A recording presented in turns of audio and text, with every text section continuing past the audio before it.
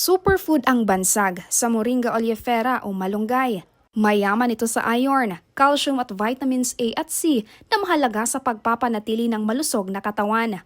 Kilala rin ang malunggay bilang pangunahing sangkap sa ilang tanyag na Filipino dishes tulad ng tinola at paborito rin ngayon ng maraming Pilipino ang malunggay pandesal.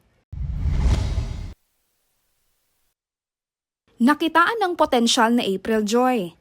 Isang entrepreneur mula Angeles, Pampanga ang malunggay. Dahil madali itong malanta, ay naisipan niyang gumawa ng sariling bersyon ng malunggay flakes. Dahil naproseso na, mas humahaba ang shelf life nito at suwak din na gamitin bilang food additive at cooking ingredients. Kwento sa amin ni April Joy, noong kasagsagan ng pandemya nang simulan niya ang kanyang negosyo.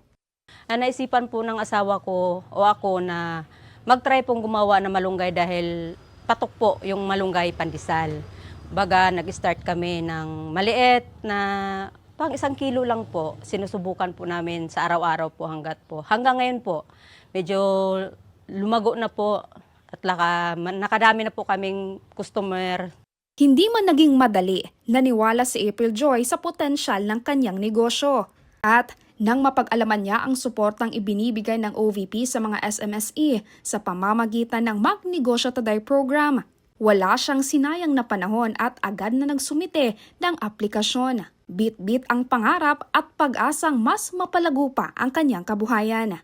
Masaya po kasi sa dami-dami po naming nabigyan ng papel po, isa po ako doon na napili po sa Office of the Vice President po.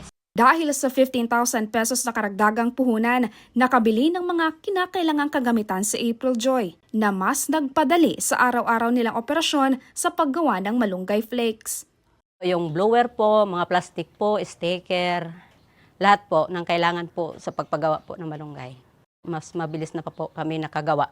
Maraming salamat po sa Office of the Vice President na isa po ako sa napili po dito po na magnegosyo aday, lalo lang po sa mga kawani po ni OVP po.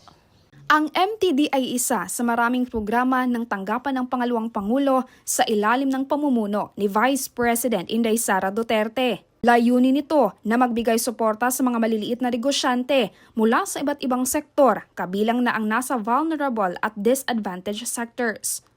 Mula dito sa Angeles, Pampanga, ako si Maribeth Adlawan, lahat para sa Diyos, bayan at pamilyang Pilipino. Valiente News.